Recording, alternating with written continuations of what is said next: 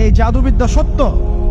এবং এখনকার অনেক ভণ্ড যে কবিরাজগুলো বের হয়েছে, এরা জিনকে তাবে করে নিয়ে এই জিনদের মধ্য দিয়ে মানুষের মধ্যে জাদু ছড়িয়ে দিয়েছে, এবং এর ফলশ্রুতিতে বহু পরিবার ধ্বংস হয়ে যাচ্ছে। এই জাদুবিদ্যা সত্য।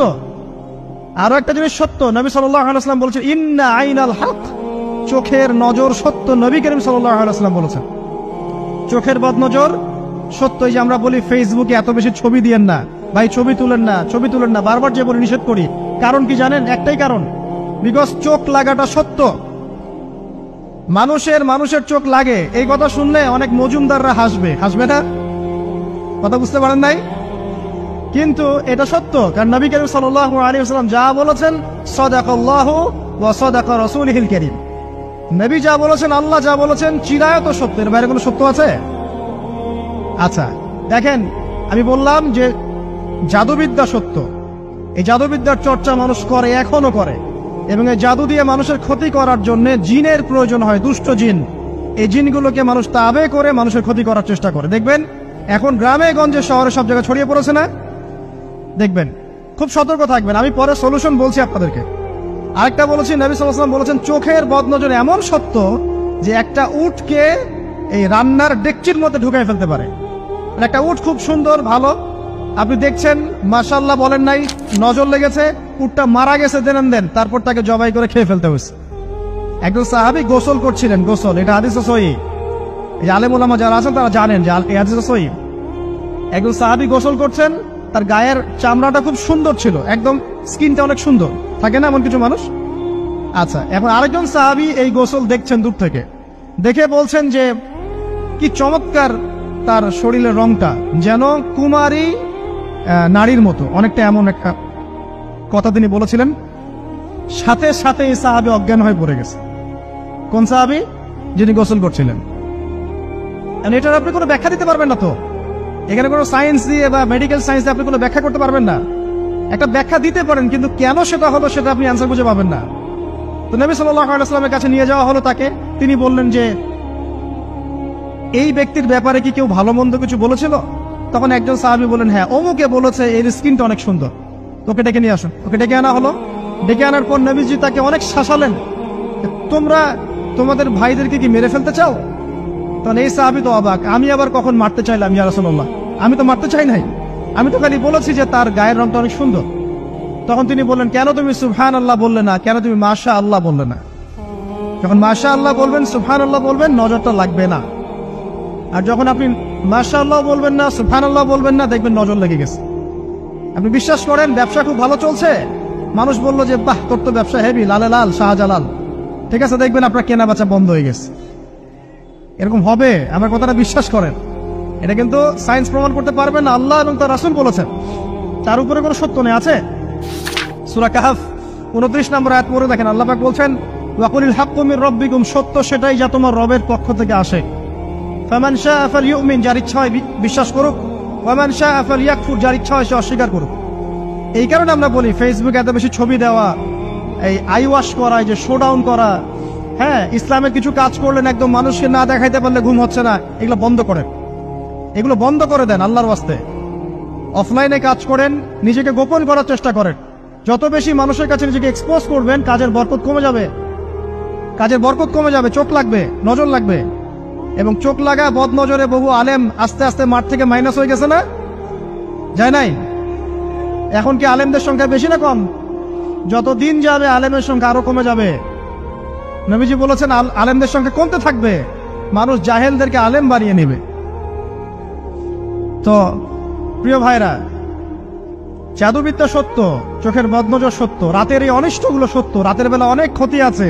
এই জন্য নবীজি বলছেন বাচ্চাদেরকে বাইরে বের করো না, এবং তোমরাও রাত যখন গভীর হবে তখন এদিক ওদিক ঘোরাফেরা করো না। দেখবেন রাত যত গভীর হয় আমাদের শহরগুলো তত জীবিত হয়, তাই না?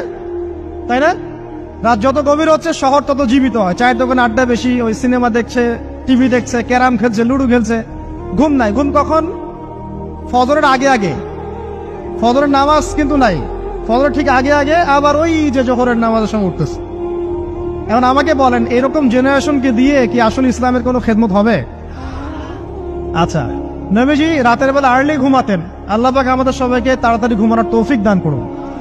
হ্যাঁ, আপনি ইলম চর্চা করলে রাত জেগে থাকতে পারেন, আপনি যদি জ্ঞান চর্চা করেন রাত জাগতে পারেন, আপনি কোনো গবেষণা করছেন, নামাজ পড়ছেন বা কোরআন হিফজ করছেন, আপনি রাতের আর্লি উঠবেন, এটা আলাদা বিষয়। কিন্তু কমন ভাবে আমাদের এই যে ফেসবুক, ইউটিউবিং ইত্যাদিতে আমরা লিপ্ত থাকি, সারা রাতটা কাটাই আড্ডাবাজি করে, এগুলো বন্ধ করতে হবে।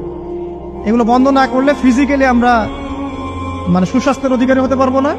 সারা দিনটা আমাদের একটা কি বলবো অলসতার ভাবে যাবে এবং দিনের বেলা কাজগুলো ব্যাহত হবে। এতে করে আমাদের উম্মার এই পুরো বড় যে তরুণ প্রজন্ম আছে এদেরকে আপনি সম্পদে পরিণত করতে পারবেন না। তাই এই সিস্টেমটা চেঞ্জ করা দরকার। নবীজি রাতের বেলা এই সূরা বাকারার শেষে 3টা আয়াত তেলাওয়াত করতেন, আমরা করবো ইনশাআল্লাহ। ইনশাআল্লাহ। আরেকটা আমল বলে দেই, নবী করিম সাল্লাল্লাহু আলাইহি ওয়াসাল্লাম রাতের বেলা সূরা মুলক তেলাওয়াত করতেন। কোন সূরা এটা? কোন সূরা? তাবারাকাল্লাযী বিয়াদিহিল মুলক। কয়টা আয়াত আছে? 30টা আয়াত আছে। নবীজি বলেছেন সাল্লাল্লাহু আলাইহি ওয়াসাল্লাম এই সূরা আপনাকে কবরের আযাব থেকে বাঁচাবে ইনশাআল্লাহ। কবরের আযাব থেকে তো ভাই বাঁচা খুব সহজ নাকি? আমাদের মধ্যে এমন কেউ নাই, শোনেন, আমাদের মধ্যে এমন কেউ নাই আলেম জালেম মুফতি মুহাদ্দিস রাজনৈতিক নেতা পলিটিশিয়ান বিরোধী দল জাতি তারপরে যে সরকার দল যে আছে না কেন কবরের শাস্তি ফেস করবেন এমন একটা মানুষ নাই, কেউ নাই পৃথিবীতে। এই যে আপনি দেখছেন ওই যে কি ইসরায়েলের প্রধানমন্ত্রী, ওই রাশিয়ার প্রধানমন্ত্রী, ওই চায়নার সভ্যতা, পশ্চিমা সভ্যতা, এমন কেউ নাই পৃথিবীতে এখন যাকে কবরের শাস্তি ভোগ করতে হবে না। আছে? সবচেয়ে লঘু শাস্তি মানে লঘু চাপ, এটা বলতে গেলে আসলে আমি ভাষা হারায় ফেলি, তারপরে বলছি আল্লাহ পাক আমাদের সবাইকে হেফাজত করুন, আমিন। একজন সাহাবীর নাম সাদ বিন মুয়াজ। কি নাম? নবী করিম সাল্লাল্লাহু আলাইহি ওয়াসাল্লামের সাথে একদম ডান হাত হয়ে যুদ্ধ করেছেন দীর্ঘদিন। বদর তিনি বীর সেনা, উহুদের বীর সেনা, ঠিক আছে, খন্দকের যুদ্ধেও বীর বিক্রমে যুদ্ধ করেছেন। তিনি আনসার সাহাবী, একদম মদিনার নেতা সাহাবী। সব সাহাবী কিন্তু একরকম নন, কেউ ছিলেন নেতৃস্থানীয় সাহাবী, তিনি ছিলেন একজন নেতৃস্থানীয় সাহাবী, ঠিক আছে, সাদ বিন মুয়াজ। নবী করিম সাল্লাল্লাহু আলাইহি ওয়াসাল্লাম এত ভালোবাসতেন তাকে, এত ভালোবাসতেন যে তাকে নিজের মনে করতেন যে সাদ বিন মুয়াজ আনসাররা আমার নিজের। চারটাখানি কথা। এই সাহাবীর খন্দকের যুদ্ধে এই যে হাতের এই দিকে সম্ভবত হাতের এই রগের মধ্যে একটা তীর এসে লাগে এখানে, এবং তীরটা তিনি বের করতে গিয়ে রক্তটা ছিঁড়ে যায়। এরপর ফিনকি দিয়ে রক্ত বের হওয়া শুরু হয়। চিকিৎসা করে করে রক্ত বন্ধ করা যায় নাই, এবং এই রক্তের প্রবাহিত রক্তেই আল্লাহর ইচ্ছায় তিনি শাহাদাত বরণ করেন, তিনি ইন্তেকাল করেন। নবী করিম সাল্লাল্লাহু আলাইহি ওয়াসাল্লাম প্রচন্ড ব্যথিত হন, মানে মনটা তার খুব নরম হয়ে যায় সাদ বিন মুয়াজ রাদিয়াল্লাহু আনহুর জন্য। তো এই সাহাবীর যখন জানাজার নামাজ পড়ানো হচ্ছে, নবীজি বলছেন 70,000 ফেরেশতা তার নামাজে অংশ নিয়েছে।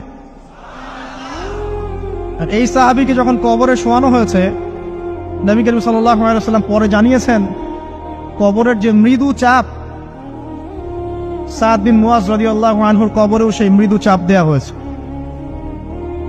আমি কি বুঝাতে পারলাম ভাই? আমাদের কোনো দাম আছে এখনকার পলিটিশিয়ানদের কোনো দাম আছে? এখনকার সমাজ নেতার কোনো দাম আছে? এখনকার সুদখোরদের কোনো দাম আছে? এই ঘুষখোর দুর্নীতিবাজদের কোনো দাম আছে? আমরা যারা কাঠমোল্লা হয়ে আছি আমাদের কোনো দাম আছে? সাদ বিন মুয়াজ রাদিয়াল্লাহু আনহু যদি কবরের শাস্তি তাকে না ছাড়ে, প্রশ্ন উত্তর পর্ব তাকে না ছাড়ে, আমরা পার পাবো? নবী করিম সাল্লাল্লাহু আলাইহি ওয়াসাল্লাম বলছেন সূরা মুলক তেলাওয়াত করো রাতের বেলা, ইনশাআল্লাহ সূরা মুলকের তেলাওয়াত কবরের আযাব থেকে তোমাকে বাঁচান।